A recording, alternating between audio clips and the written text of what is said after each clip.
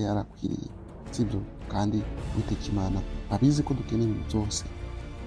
Dukeneye kurya, dukeneye kubaho, dukeneye imyambaro, dukeneye ubutunzi n'ibintu bigiye bitandukanye.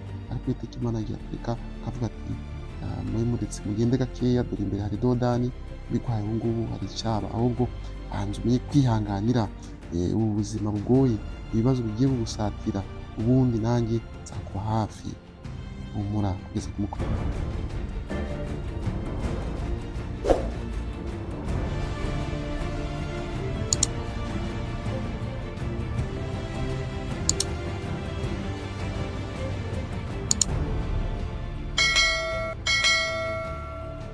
Uwiteka Imana akomeze abane namwe ngene twaje amare bamaze kwitaba Imana, none ni yindi yo gusenga. Reka rero dusenge ubundi dutangire. Dushimye Yesu Kristo urakoze kubungurana imbabazi zawe tugiye twatwije amasaha tugiye ku mukabazima. Byose ni ku bwawe, ijambo ryawe rigiye kutunyura rero ukuri ribashe kuduhaza. Nyagasani ryinjire mu mutima, rice mu butumwa bw'umukunda. Gushimye ko byumvise, kandi ko tugiye kugaburirwa iby'ubugingo muri Yesu Kristo Umwami wacu. Amen. Buri umwe wese ahabwe umugisha utavangiye iyo twaje amari amaze kwitaba Imana. Kandi ni umutima cano utarakora subscribe waratinze.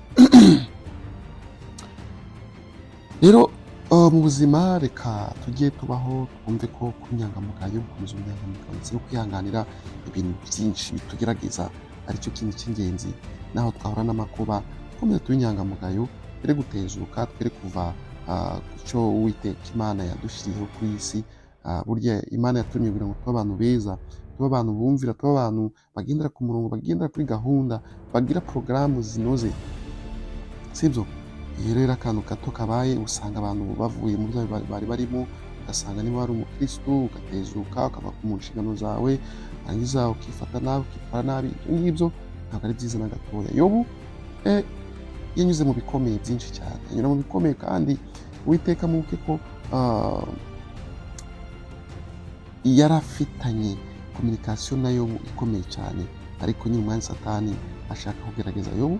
Uwiteka Imana aramwihorera, aramugerageza, ariko Satani agakomeza akazamura ibirego byinshi, noneho bimeze gutya gutya gutya, ariko Yobu akihangana n'Imana ikamurika, ubundi bigerageza bicamo, yagezeho kandi yaje kunesha.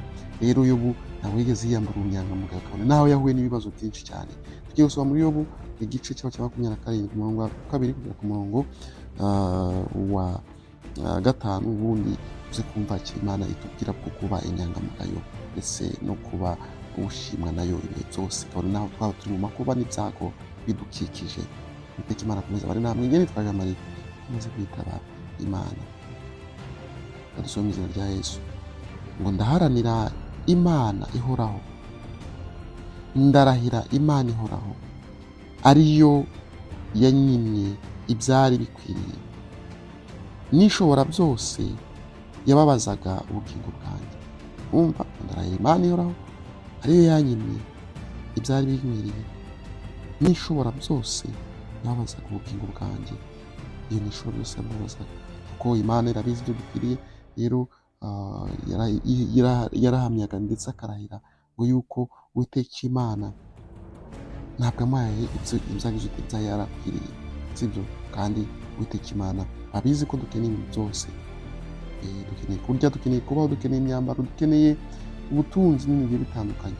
Ariko Uwiteka Imana agiye atwereka akavuga ati mube muretse mugende gakeya, dore imbere hari Dorodani, biguhaye ubu ngubu hari icyaba, ahubwo banza umenye kwihanganira ubu buzima bugoye, ibibazo bigiye bugusatira, ubundi nanjye nzakuba hafi.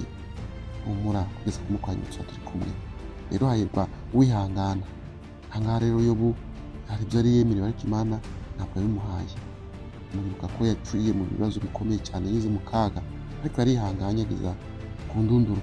Mu murongo wa 3 agira ngo ubugingo bwanjye buracyari buzima, kandi umwuka w'Imana niwe utuma mpumeka. Kabone naho yari guca muri ibyo bibazo, ibyo yari yemerewe atabibonye, ariko ubugingo bwe bwari bukiri buzima. Kabone umwe wese mwifurize ko ubugingo bwe bwaba buzima, kabone naho yari guca mu bikomeye, kandi uzi ko Imana ihari, kandi usenga buri munsi. Urasenga buri munsi ariko uri kunyura mu bibazo, urasenga buri munsi ariko ibigeragezo birakuzahaje, umerewe nabi, ntabwo worohewe. Ugasanga bari kubona ko utatekanye, ari wowe uhora mu bintu bidasobanutse, ari wowe uhora nyine ubukene ari wowe uhora, abana bawe babirukanye ku mashuri ari wowe uhora, wahinze ntabwo uri kweza bitewe n'uko nyine aricyo gihe uri gucamo, ariko wowe komeza usenge Uwiteka Imana azagira gute, azakorohereza umunsi umwe. Ugire umugisha kandi wite ku gusoma Bibiliya cyane, ndetse ujye wihangana nk'uko Yobu yabigenje. Ngo ni ukuri iminwa yanjye ntizavuga ibyo gukiranirwa, n'ururimi rwanjye narwo ntiruzariganya. Urumva, ntabwo iminwa ya Yobu izigera ivuga ibyo gukiranirwa, kandi nta nubwo azigera ariganya mu buzima. Mwifurije kutariganya, kandi mwifurije kutabesha, kutaba umugambanyi, kutaba umugome, kudasopanya abantu, nyine kutagira amatiku n'ibindi byinshi cyane. Kabone nawe waba uri guca mu bibazo, nugendera muri izo nzira nziza, icyo kizaguhesha kuba umuntu muzima kandi ukagera aho Imana yifuza, ndetse nawe ubwawe ukayishimira. Umurongo wa 5 uragira ati ntibikabeho yuko nabemerera ngo muvuze ibitunganye, ngo kugeza ubwo nzapfa sinzikuraho kuba inyangamugayo. Ngo kugeza ubwo azapfa ntabwo azikuraho kuba inyangamugayo. Yobu aravuze ati kugeza ubwo azapfa ntabwo azigera yikuraho kuba inyangamugayo. Nawe rero umunsi wa none reka nawe wifuze yuko wagira iyo ntego yo kumva ko uzagira no kumuka wa nyuma ukiri inyangamugayo. Ubunyangamugayo si ubundi bugura iki? Bugurwa ngahe? Nta kintu bugurwa, bisaba wowe ubumuntu bwawe. Niba ikintu ubona kidakwiriye reka kugikora, niba ubona gushwana bidakwiriye reka gushwana n'abantu, ntabwo ureba icyatuma inzira iba nyabagendwa, ureba icyatuma amahoro aramba, ubundi wimakaza umuco mwiza ndetse wo kubaho ukundana n'abandi bantu, ukabona nawe waba uri mu makuba, mu bigeragezo, ukabona nawe baba bakwiyenjejeho, ariko ube wa wundi ushaka ko ikibazo gikemukira mu maguru mashyashya ako kanya, bitarenze byaba birebire, bitarenze byaba ibibazo impaka za ngo turwane ugasanga abantu barashamiranye. Ibyo byose ntabwo ari byiza. Njye nitwa Jean Marie, maze kwitaba Imana umutima cano. Ciao niturakora subscribe baratinze. Gira umutima wo kwihangana, kandi twumve yuko tugomba kuba inyangamugayo kugeza no ku mwuka wa nyuma. Bakunda cyane, basubira ubutaha.